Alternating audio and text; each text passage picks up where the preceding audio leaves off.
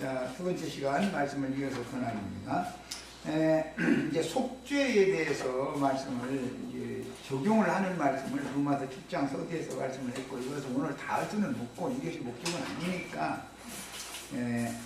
일단은 속죄를 해야만, 즉 세상 말로는 사죄한다, 용서해다고 이렇게 빈다, 이제 그 말인데, 속죄를 해야만 구속, 즉 사면이 있단 말이에요. 용서, 덮임이 있단 말이에요. 자, 그러니까 지금 구속을 위해서는 속죄가 아주 선결 조건이 되는 거예요. 그런데 속죄해서 하나님을 위한 열매가 되면, 내 자신이 이제 거듭나면, 그 말이지, 하나님의 아들이 되면, 그렇게 되면 그냥 있어가지고서 죄의 유혹을 이길 수 있느냐? 그건 안 된다는 거예요. 지금 로마서 7장이 그걸 지금 사실 말하고자 하는 거예요. 궁극적으로 하는 말은 오호라 나 권고한 사람이로다, 이제 바울사도가 한 말인데, 바울사도가 얼마나 자기 스스로 율법을 지켜서 하나님의 영광을 이뤄보려고 노력을 많이 했는데도 하다하다 안 되니까 양심에서 나오는 탄식을 한 거잖아요. 그게 선한 양심이 되어져 가지고, 그런 상태가 양심의 핏부림을 받아서 정죄 참소로부터 벗어나는 것을 자신이 영적으로 체험을 했기 때문에 이제 8장, 7장만 하는 게 아니라 8장으로 이렇게 이어져 나가는 거예요. 자, 그 다음에 잘하면 뭐가 잘하느냐? 이것은 마귀의 지혜와 지식으로 사람들이 다 나름대로는 하늘 높은 데까지 다 올라가 있어. 다 자기의 탑이 다 있어. 모든 인생은 사실 태어나면서부터 뭐 유치원에서부터 대학교까지 다니면서 다 자기 탑 쌓고 있죠. 자기 탑을 쌓고 있는데, 그것을 누가 와서 너 그거 없으니까 무너뜨려, 그럼 좋아해요, 안 좋아해요? 안 좋아요. 나부터도 이게 내가 지금 수십 년 동안 이루는 이 공로를 다 그냥 하루아침에 다 놔버리란 말이요? 이건 참 받아들이기가 어려운 거예요, 이게. 그런데 주님께서는 네가 쌓은 그 탑은 하늘의 하나님 앞에까지 올라갈 수 있는 탑이 아니다. 그것은 절대 인간이 땅에서 수고해서 하늘의 하나님 앞에까지, 하나님의 영광에까지 그 대를 높이 쌓아 올릴 수는 없는 거다. 자꾸 이제 성경이라는 그걸 가르치니까, 그 이제 종교와 부딪히는 거예요. 사람의 종교성과. 종교성은 내가 막 이제 하면 하나님이 나를 간합해 주시고 하나님의 영광 앞에 내가 갈 수 있지 않겠냐.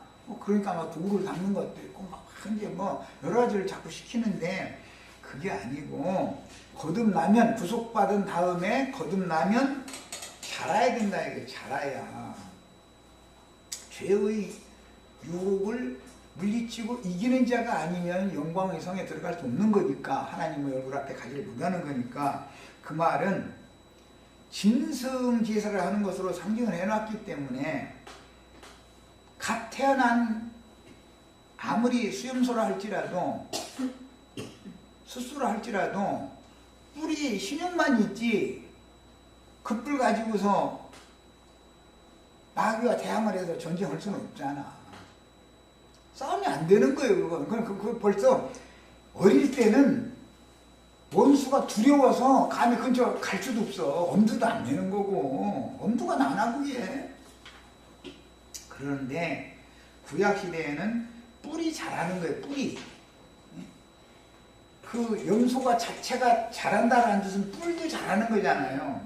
그래서 이제 뭐 제단 뿔에다가 피를 바르고, 뭐 향단 뿔에다가 피를 바르고, 이제 이런 얘기는 그 반복해서 그걸 한 거예요. 그런데 사실은 그게 뿔이라는 것은 능력을 말하는 거기 때문에, 힘, 능력, 이걸 상징하는 거기 때문에, 이것은 신약의 용어로는 뭐 예수님이 하나님의 아들이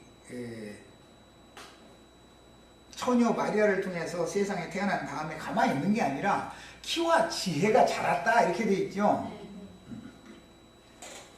세상 지혜로 자란 게 아니라 예수님은 하나님의 지혜로 자랐다 이거예요. 세상 지혜로 자라. 세상 지혜로 자라면 사람이 쌓는 바벨탑이다 그래요. 그게 그 탑이 무너지게 돼 있는 거예요. 그러니까 예수님은 바벨탑을 쌓을 필요도 없었던 거예요. 애당초 우리는 이미 바벨탑을 다 쌓는 그 성향을 다 타고났어. 그럼 바벨탑 쌓는 것이 나쁘냐? 생각해 보세요. 사람들은 흑백 논리에 너무 이게 익숙해져 있는데 성경 이야기는 흑백 논리가 없어. 말씀에도 그랬잖아요. 사람이 살 동안은 육체가 율법이 너희를 지배한다. 첫남편이 안 죽으면 첫남편에게 종속되어 있으니까 너희 다른 사람한테 시집을 가면 너 음부가 되는 거 아니냐? 그랬잖아요. 야, 문제는 하나님은 흑백 논리를 가지고서 성경을 이렇게 가르치는 거예요. 이 종교라는 것은 특성이 뭐냐면 흑백 논리에다가 그 다음에 인과응보 사상을 가르치는 게 종교의 특성이에요. 그런데 그게 비슷하지만 사실은 하나님의 지혜가 자라면 용의 열불도 이길 수 있는 거예요. 뿔싸움을 하는 게 사실은 이제 계시록 끝에 가보면 뿔싸움 하는 거죠. 용이 열뿔이 났다는 거잖아요. 그러면 아니 주님의 제자들도 다 뿔을 가지고 있어야 뭐 같이 들이받아보든지 부딪혀를 보든지 하지. 상대방은 뿔이 막 이렇게 막 하늘을 찌르듯이 났는데 나는 뿔이라고 슬쩍 건드리기만 하면 쭉 부러지게 생긴 거 가지고 그게 되겠어요? 싸움이 안 되는 얘기지. 그래서 이것은 사실은 지혜가 자라는 것을 상징한다는 말이야. 지혜가 자란다는 것은 능력이 주어진다는 뜻이다. 대적할 힘이 주어진다 그 말이야. 그러니까 그래서 뿔에다가 피를 자꾸 바르는 얘기를 이렇게 반복해서 하는 거예요. 사람이 왕 앞에 죽을 죄를 지면 성전으로 도망가가지고 제단 뿔 이렇게 잡죠. 뿔을 잡으면 죽일 수 없는 것이 이스라엘 사람들이 관습이다, 관념이다 이거예요. 왜? 구원의 능력이 뿔을 잡았으니까. 그 사람을 죽이면 안 되는 거예요. 이제 이것이 히브리인들이 사상했어요. 자, 그 다음에 중요한 것은 예수님이 오셔서 말씀을 이제 가르치실 때 기도 가르침 얘기했는데 향단뿔 피 바르는 얘기하다 보니까 이제 얘기한 거예요. 사도는 항상 기도하라 이렇게 해놨죠. 쉬지 말고 기도하라는 거예요. 그 예배당 다니는 그 목사님들 식으로 만약에 기도한다면 항상 기도하고 쉬지 말고 기도할 수 있어요? 없어요? 밥 먹을 때는 밥 먹으면서 그런 방식으로 기도 못 할 거 아니야 지금. 그럼 그게 무슨 뜻이냐? 아까 얘기한 것처럼 생명이 자랄수록 능력이 생기는데, 구원의 능력이 생기는데 죄의 법에 의해서 좌지우지 당하지 않고 오히려 내가 죄의 법을 생명의 성령의 법으로 좌지우지하고 지배하고 조율하고 다스릴 수 있게 되는 것. 자, 그렇게 되게 되는 것이 이제 구원의 능력이라고 그러는데, 그것은 뿔이 자라야 전쟁을 할 만한 힘이 생긴다 이거예요. 자, 그런데 항상 기도하고 깨어서 기도하고 늘 그런 말씀이 나오면 장성한 자의 기도와 어린아이의 기도가 다릅니다. 기도를 들어보면 알아. 금방 알아. 저 사람의 생명의 수준이 어느 만큼 이르렀다는 걸 기도하는 소리 들어보면 알게 돼 있어.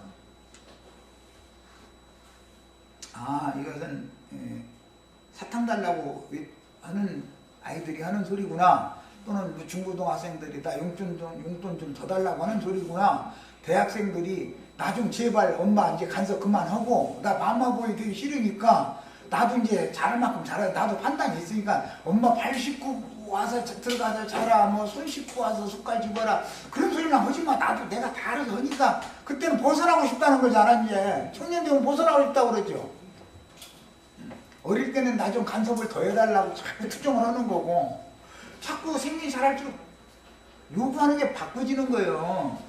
자, 그래서 항상 기도하고 깨어서 기도하라는 말은 아까나 얘기한 것처럼 나로 하여금 시험에 들게 마시고 다만 악에서 건져주세요. 이것은 죽는 날까지 계속 해야 된다. 항상 해야 된다. 그 말이요. 내가 오늘 어디를 가면서도 그 기도는 꼭 필요해. 나 오늘 운전하다가 더러운 성질 나오지 않게 해주세요. 해야지. 나 운전 솜씨 좋은 거 한번 한번 솜씨 보여드릴게요. 했다가는 어떤 사람이 내 앞에 가다 말고 탈을 탁 쓰고 때려! 이렇게 나와 이제. 나 잘못도 없는데. 그러면 혈기가 나와야 안 올라와요? 시험에 들려면 별 이상한 일이 다 벌어져. 시험에 들려면 주님이 은혜로 시험에 들지 않도록 그냥 나를 지켜주시면 천사들이 와서 마귀가 발동을 그냥 계속 자게 해주셔. 마귀가 내 속에서 계속 잠자게 만들어. 그냥 마귀가 죽은 상태로, 죄가 죽은 상태로 이렇게 놔둬버려. 이것이 제일 큰 거예요. 아무리 이쁜 여자가 지나도 무감각하게 만들면 시험 안 당하지요. 그렇게 기도하라는 말이지. 항상 기도하라고 한다고 막 38선 잘 지키게 해주시고 막 수출 잘 되게 해주시고 뭐 박근혜 대통령 고통당하지 않게 해주시고 막 물론 그 사람들은 영이 세상 영이면 그거 기도하겠지요. 그렇지만 뭐 그 기도 하지 말라는 게 아니야. 네. 그러나 나 자신이 살 수 있는 기도를 해야지. 왜 나는 죽은 상태에서 쓸데없는 바뀐 일에 대해서 그렇게 쓸데없는 요구를 자꾸 하냔 말이요. 그렇게 어리석은 기도 절대 하시면 안 되겠어요. 화장실에 앉아서도 변비 안 생기게 해주세요. 이렇게 기도하시라고. 그러면 근데 변비 걸렸나? 또 이럴까 봐. 인간 속에는 배설물이 얼마나 많냐 이거요. 내 속에 정말 나도 모르는 악하고 음란하고 더러운 생각들이 시시때때로 자꾸 올라오는데 이거 다 배설하게 해주세요. 내 속 좀 이렇게 시원하게 비워가지고 깨끗하게 좀 해주세요. 이렇게 기도를 하는 것이 그게 항상 기도하는 것이지 무슨 놈의 38선 지키는 거 그것을 어떻게 쉬지 말고 그것만 기도를 어떻게 하겠어. 이제 또 막 어떤 권사님은 우리 아들 목사님 되게 해달라고 막 기도했더니 막 큰아들도 목사님, 둘째 아들도 목사님 됐다고 막 그것도 자랑하는 권사님 되겠지. 아니 뭐 그게 소원이라 그렇게 들어주셨으니까 이제 간증하시겠지만 그게 이게 성경의 의도를 너무 말하자면 벗어나는 것이죠. 그게 사실 무지에서 나오는 소리들이지. 자, 이제 그래서 이와 같이 주님과 한 영과 한 마음이 되어져 가지고 하나님이 받으시는 기도를 하려면 생명의 연합이 필요해. 이제 그 연합의 문제로 이제 넘어갑니다.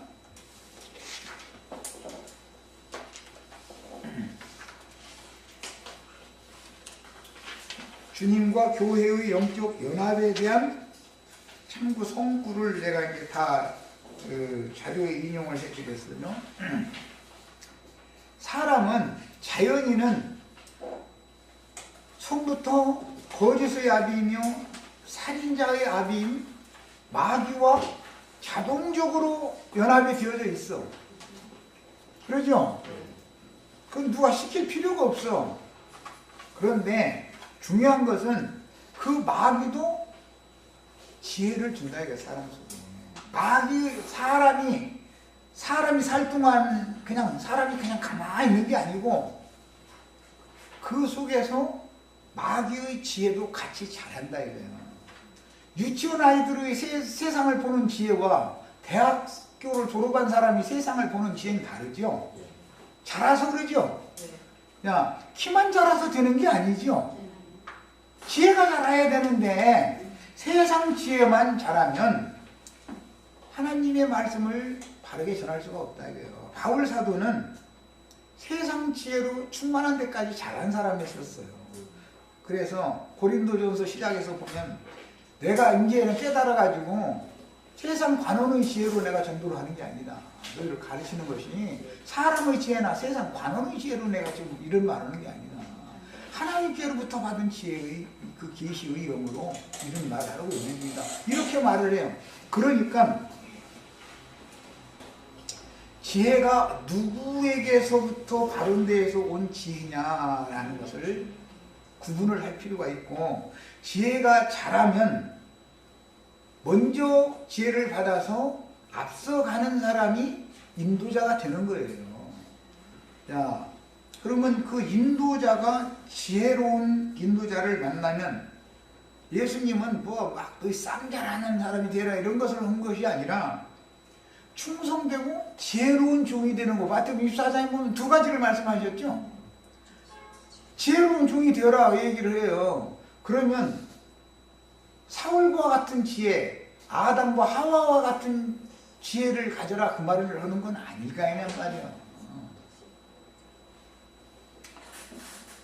사실은 사람이 생명의 연합을 어떤 신과 맺는다는 것은 빛과 연합을 맺는 것이기 때문에, 빛의 자녀가 되려면 빛으로 서로 연합이 되는 거예요. 이제 그 문제이기 때문에 거짓 빛을 참 빛으로 오해하면 지혜가 없어서 그런다고요.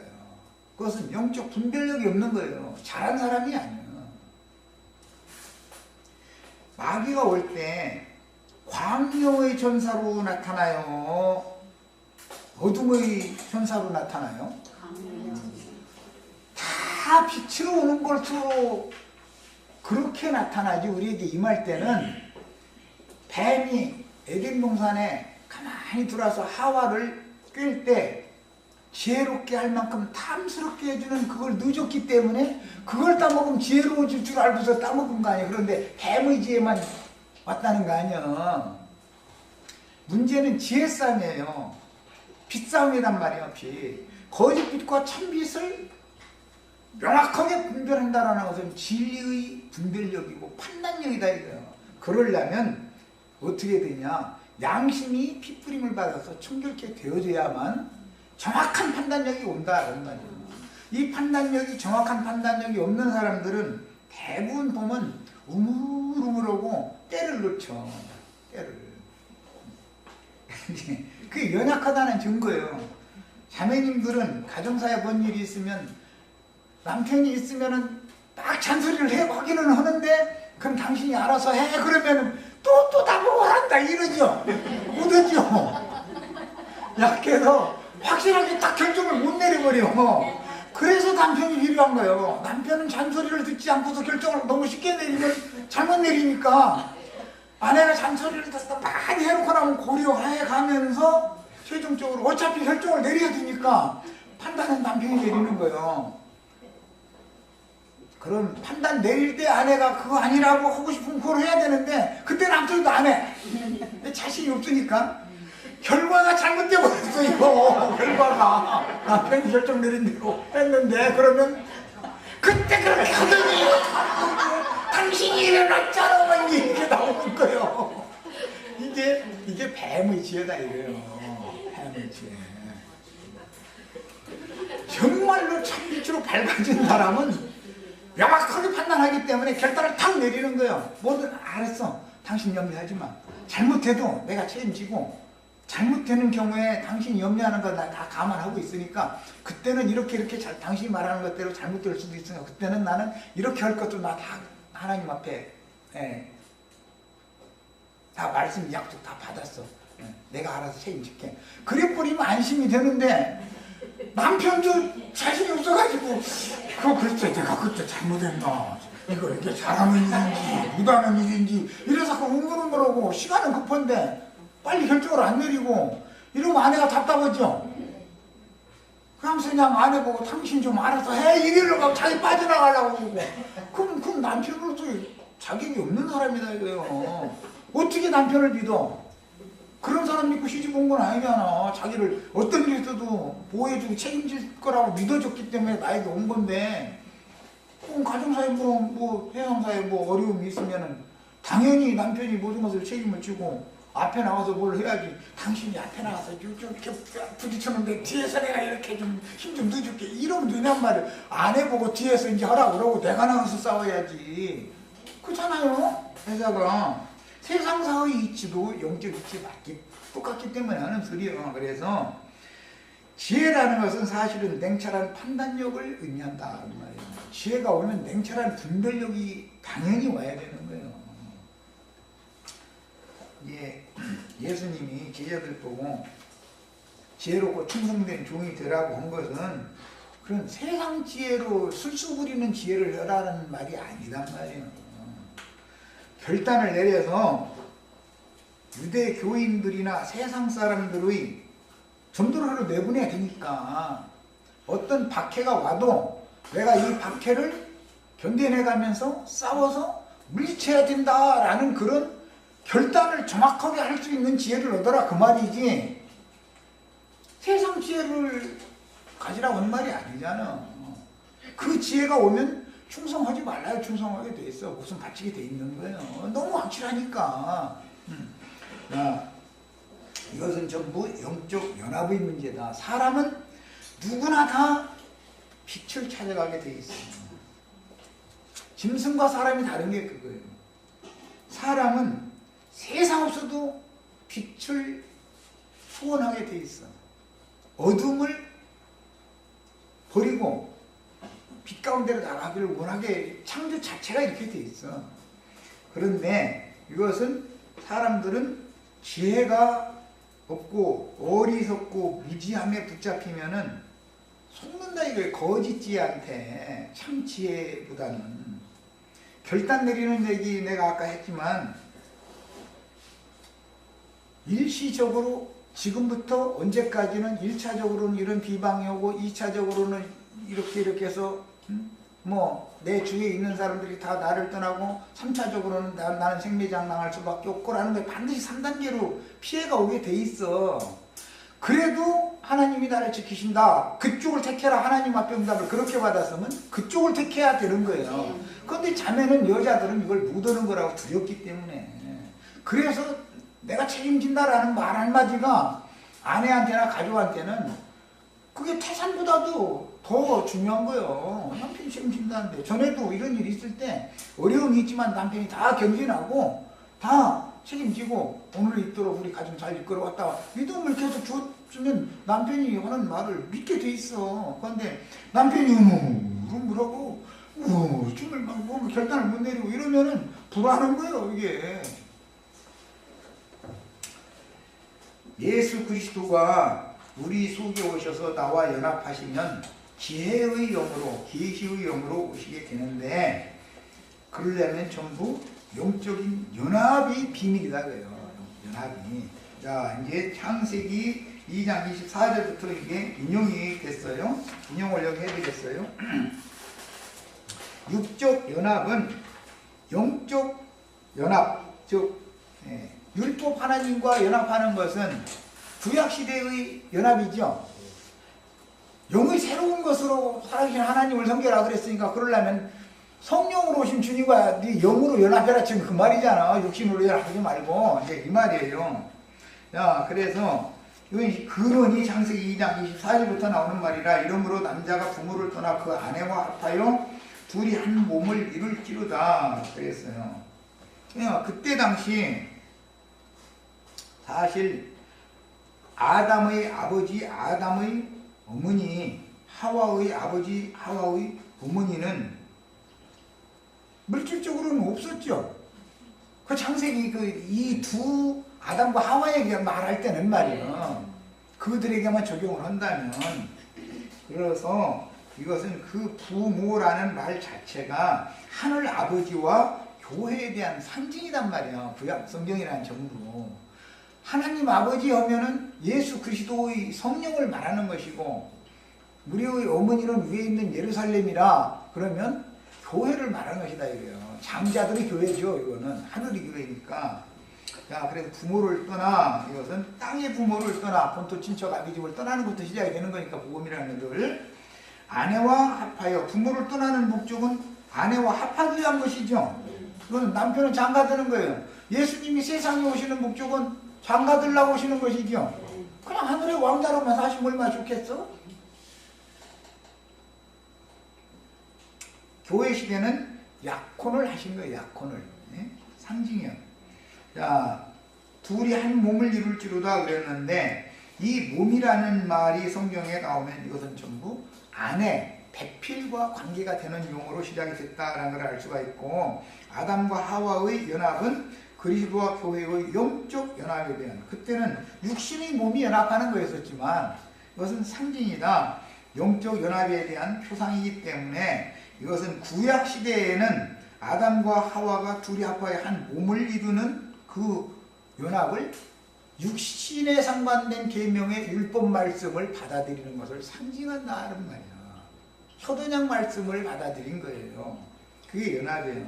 그럼 이제 우리는 신약 시대에는 율법의 모든 요구를 예수님이 다 이루고 나서 살려주는 영으로 우리의 심령에 찾아오셔서 연합하기를 원하시기 때문에 이것은 새 영과 새 마음의 연합을 지금 말한다. 그것에 대한 구약시대의 상징이죠. 창세기 29장 34절에 레아가 또 잉태하여 아들을 낳고 가로되 내가 그에게 세 아들을 낳았으니 누구 낳은 거죠? 르우벤, 시므온, 레위 이렇게 세 명 낳았어요. 그러니까 세 번째 낳는 사람이 이제 레위인데 세 아들을 낳았으니 내 남편이 지금부터 나와 연합하리로다. 레위라는 이름은 연합이라는 뜻이요. 연합. 레위 지파가 제사장 지파가 되는 건 필연적이죠. 그러니까 여호와 하나님과 구속하신 하나님의 백성들을 연합시키는 중매쟁이 노릇을 하는 사람을 일러서 제사장이라 그런다 그런 말이야. 창세기 시작에서는 아담을 위해서 짐승들을 고양이도 새끼 때문에 얼마나 이쁜지 몰라요. 강아지도 그 새끼 때문에 얼마나 이쁜지 몰라. 그렇게 이쁜데 아담이 저 내 배필이를 삼겨야 되겠다고는 안 들어. 이뻐는 하는데 내 배필 삼겨야 되겠다고는 안 들어라는 거예요. 그러니까 아담과 똑같은 사람을 지어서 그 하와라는 여자를 아담에게 이끌어 오시니 그랬는데 그게 중매잖아요. 야, 주의 성령이 하는 일은 중매의 일을 한다는 거랍니다. 그래서 성령의 직분은 중매하는 직분이요. 그게 제사장 연합시키는 직분이다. 제사장이라는 의미가 그런 뜻이다 이런 말이에요. 그 다음에 이사야 56장 3절에 여호와께 연합한 이방인에 대해서 얘기를 하는 거예요. 우리가 여호와께로 돌아가서 여호와와 연합하자 막 이제 구약 성경에 이런 말이 참 많이 나오죠. 그런데 그 말은 여호와의 말씀을 떠나서 여호와를 버리고 등졌다, 여수인이 되었다 이런 말이에요. 하나님의 백성들이 하나님을 말씀을 배반한 거예요. 그런 사람들에게 다시 여호와께로 돌아와서 여호와와 연합을 해야 된다. 이걸 자꾸 선지자들이 가르쳤는데 유대 이스라엘 혈통적인 이스라엘 사람들이 이 일을 잘 안 하니까 예수님이 오셔서 이제 혈통적인 아브라함 자손들을 버리고 혈통적으로는 아브라함 자손들이 아닌 이방인들에게 가서 전도를 하게 했는데 전도를 하는 목적은 여호와와 이방인들을 연합시키는 문제다. 이것은 육신적인 하나님은 영이니까 육신적인 연합을 하는 게 아니죠. 영적 연합을 하는 것을 다 상징하는 말이죠. 그래서 이방인일 때는 다 하나님과 분리되어진 자였었고 이제 마른 나무 고자로 상징이 되는 마른 나무 생명이 없었었다. 그러나 이제는 여호와 연합하고 나면 다시 살아나니까 마른 막대기에서 새순이 나오고 열매를 맺게 만드는 이야기를 하는 거예요. 이방인의 구원에 대해서 지금 상징하는 거예요. 이건 모두 연합을 통해서 이루어진 것이다. 연합을 통해서. 그 다음에 이제는 저기로 가겠습니다. 로마서 6장 5절 읽겠습니다.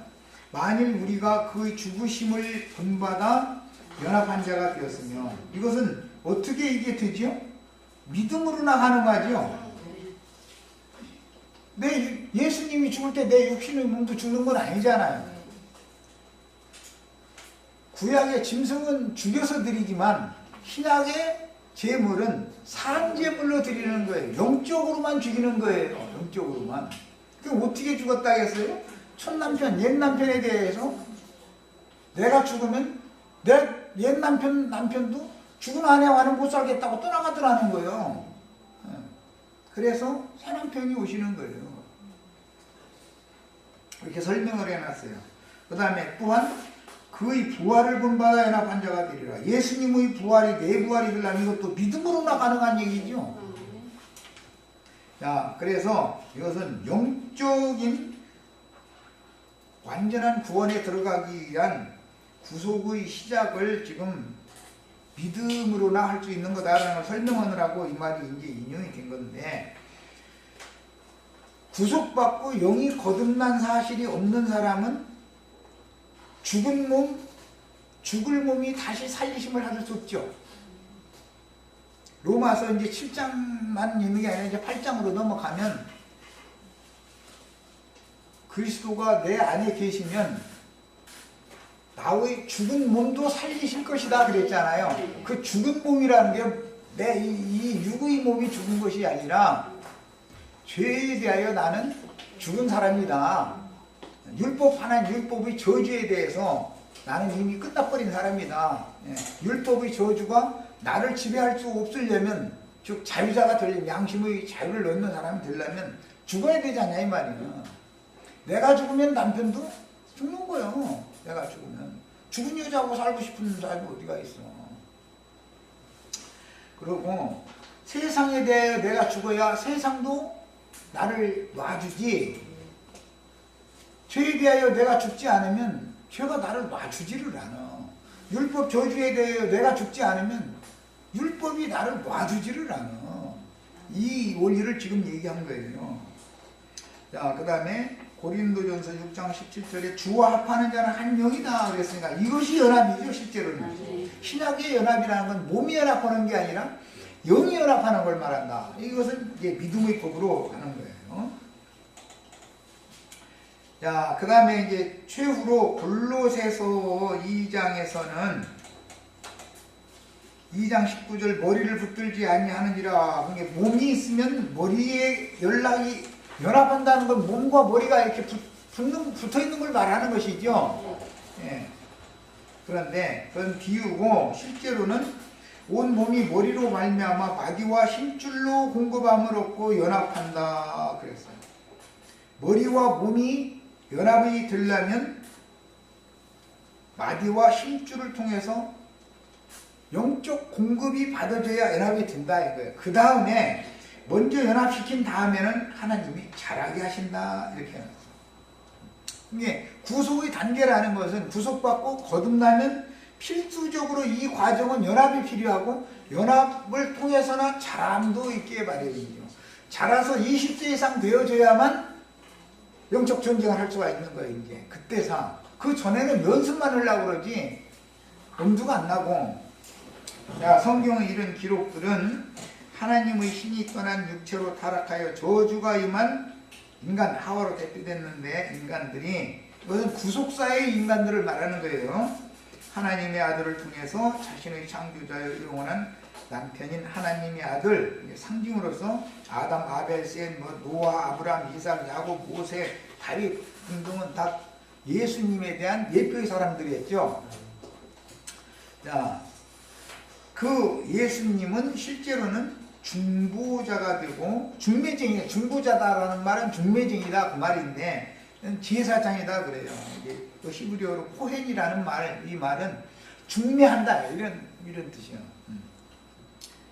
그리고 완전한 연합을 맺도록 중매를 해주는 거예요. 일단 연합이 되어지고 나면 자기네들 스스로 그 머리와 몸이 마디와 힘줄을 통해서 공급함을 받아가지고 스스로 자라가야 되는 거예요, 이제는. 그것이 교회 건축이란 말이 세워진다 그러는데, 결혼을 하면 자기 가문, 자기 가정을 자기네들 스스로 세워야지 엄마 아빠가 어떻게 해줄 수 있는 게 아니죠. 엄마 아빠는 어차피 돌아가실 건데 어양과 부모님 다 자신의 가정들은 결혼을 다 했다는 것은 저희 가정을 세워야 된다는 책임이 있다는 뜻인데, 자, 이런 그림자들이 전에 노아의 날에 육체가 되어버린 타락한 사람을 버리고 떠나셨던 신께서 육체들에게 말세에는 내가 모든 육체들에게 내 신을 다시 보여주겠다 이렇게 약속했죠. 그런데 예수님이 구속을 이루시고 부활하여 승천하셨다가 재림을 하실 때 이 말씀을 실제적으로 이뤘다 이 말이에요. 실제적으로 그 영이 나에게 올 때 내가 완전한 영적 연합을 하는 거예요. 그러야만 하나님을 위한 열매로 태어난 거예요. 이게 죄를 위하여 열매를 맺는 사람이 아니고 하나님을 위한 열매를 맺는 이제 새 사람이 된 거예요. 새 사람이 됐어도 지금부터 잘하는 과정이 필요하다 이런 말. 이건 전부 연합에 있을 때나 이게 가능하지, 끊어져 나간 상태는 공급이 끊어지면 잘할 수 없는 것이죠. 모든 영양 공급, 뭐 호흡이나 또 물이나 이런 모든 것들이 공급이 있어야 사람이 잘하기도 하고 뭐 하는 것처럼 영적 지혜도 잘나면 말씀 공급이 계속 있어야 된다 이런 말이에요. 하나님의 신이 떠나버린 사람은 생명의 근원인 영의 중심 기능, 양심이 죽은 상태이기 때문에 생명을 얻어 다시 살아나기 위해서는 영이 생명의 근원인 신 하나님, 영생이신 하나님, 영생하시는 하나님, 예수님이 영생한 하나님이죠. 내가 곧 길이요 진리요 생명이다. 생명은 누구예요? 영원한 죽음이 없는 생명, 예수님 자신이지. 그래서 생명의 근원인 신과 완전한 연합을 이루어야 하는데, 신과 속사람이 완전한 연합을 이루기 위해서는 하나님께서 정하신 방법대로 대속 제물을 드리는 속죄 제사가 필요하게 된 것입니다. 왜? 연합을 하려면 먼저 태가 더럽혀져 있으면 태를 먼저 치료를 해야죠. 그래서 사람의 영이 죽은 상태에서는 마음이 다 썩었고 더럽혀 있죠. 인간의 마음은. 그래서 청결케 된 양심으로 말미암아서 마음의 속부분들, 마음의 생각, 감정, 의지들이 청결한 양심에 의해서 지배, 영향을 쉽게 받을 수 있는 새로운 그릇이 되어져야만 거룩한 하나님이 연합을 맺으러 오실 수 있는 것이지, 그릇은 더럽혀진 옛 그릇이라면 그 육체가 되었기 때문에 하나님의 신이 버리고 떠난 건데 육체 그대로 있어가지고서는 하나님이 오시지를 않는다 이런 말이에요. 그러니까 사람은 하나님을 모시는 성전이다. 그 말라기 선지자의 그 말미 부분에 보면은 엘리야를 먼저 보낼 텐데, 엘리야가 하는 일은 성전을 정화시키는 일을 먼저 한다는 거잖아요. 그럼 여호와 하나님 그의 전으로 오신다 이렇게 돼 있어요. 그의 전이라는 건 뭐냐? 예수님에게로 온다 그 말이란 말이야. 인간들은 귀신들의 집, 마귀의 전이었었지 전도 아니지, 그냥 집이지, 뭐 쓰레기통이지 뭐. 그렇지 예수님의 몸을 입고 여호와가 오신다라는 예언이 된 거예요. 그런데 예수님이 이 성전을 헐어라. 내가 사흘 동안에 새롭게 내가 성전을 새로 지켰다. 그것이 신약의 그리스도의 몸인 교회단 말이에요. 이것은 전부 연합의 비밀이 깨달아지는 사람이나 이 말을 이해할 수가 있어요. 자, 그 다음에 대속을 위하여 드리는 제사들 중에 속죄제는 육체에 관한 죄의 능력과 권세를 멸한다라는 것은 소멸시킨다 이런 말을 들어오셨죠? 멸한다, 멸망한다 이런 말은, 멸하는 것은 예수님에게서는 단번에 세상을 심판하고 멸을 해 놓으셨지만, 우리들에게서는 멸한다는, 소멸된다는 것은, 이것은 이제 히브리어나 헬라어의 본래의 뜻은 갈아서 없이 한다 이제 그런 말이에요. 채칼에다가 이렇게 물을 당장 갖다 다 버리는 게 아니죠. 물을 채칼에다 놓고 계속 문지르면 물가 없어지지요. 없어지기는. 그런데 다른 그 모습으로 저쪽에 이렇게 있지. 그래서 이런 경우를 일러서 심령과 마음을 새롭게 한다 그래요. 겉사람이 후패되는 것은 멸해져 가는 거예요. 그게 소멸된다 그래요. 네, 멸해져 가고 속사람은 날로 새로워져 가고 자라고 이제 이런 과정을 당연히 거치게 돼 있어요. 그런데 육체가 그렇게 멸해질 때 죄의 권세와 능력도 멸해진다. 속사람이 자랄 때는 죄가 점점 힘을 잃게 된다. 그런 말이지. 죄가 단번에 없어졌다라는 말은 성경에는 없다 이런 말이에요. 우리가 예수를 믿었어도 죄는 내 속에 여전히 거하고 있죠. 그리스도도 내 속에 거하고 있죠. 이미 나의 혈과 육 속에는 죄와 연합해 있기 때문에 혈과 육 속에는 죄가 여전히 거하고 있어요. 그러나 거듭난 영과 거듭난 그 새 사람의 마음에는 그리스도가 오셔서 나와 연합하고 있어요. 이 사람이 인제사 갈등이 생기는 거예요. 그 전에는 갈등이 없어. 핑계를 대지. 아, 이쁜 여자 보고 안 쳐다본 그런 사람 어디 있어? 나와보라 그래. 당신은 안 봐? 하면 이제 이렇게 나가는 거예요. 누군 좋은데 이제 이렇게 나가는 거예요. 아니 뭐 내 아내도 건장한 남자 있으면 쳐다봤겠지. 그렇지만 그거 가지고 남편이 아내 보고 트집 잡는 경우는 없어. 그런데 대부분 보면 아내는 저기까지 가면서까지는 안 봐. 창피해서라도. 그런데 남자들은 아내하고 둘이 가다가 이렇게 봐. 편하게 그렇게까지 했어. 그 이제 집에 가서 한마디 들으려고 그러는 거거든 그게.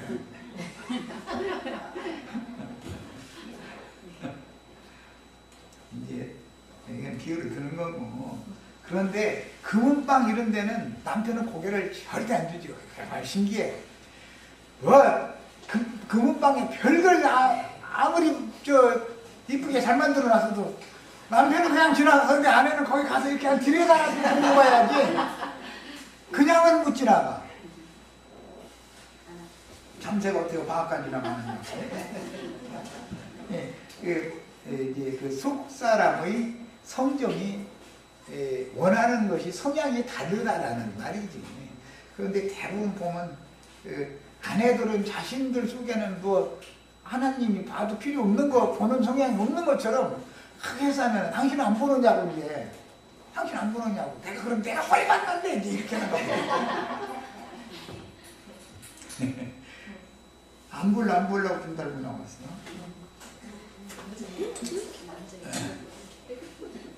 보는 종류가 다르지. 성정이 다르니까. 여자는 여자가 좋아하는 게 있고, 화장품이 떨어지면 화장품 가게 이렇게 쳐다라도 보고 가요. 남편은 화장품이 떨어졌구나 알았구나. 그 화장품 안 쓰니까 남편은 관심이 없어. 화장품 가게 쳐다보고 가는 남자가 어디가 있어. 그런데 아내들은 뭐가 있나 이렇게 가서 한 바퀴 돌아라도 보잖아. 그 눈으로 쇼핑하면 반드시 그거 사오게 돼 있거든.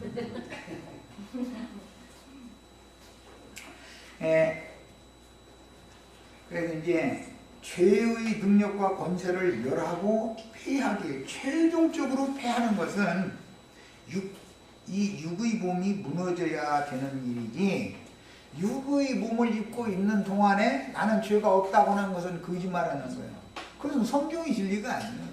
죄가 여전히 거하고 있는데 죄가 능력과 권세, 힘 발휘를 점점 못하지.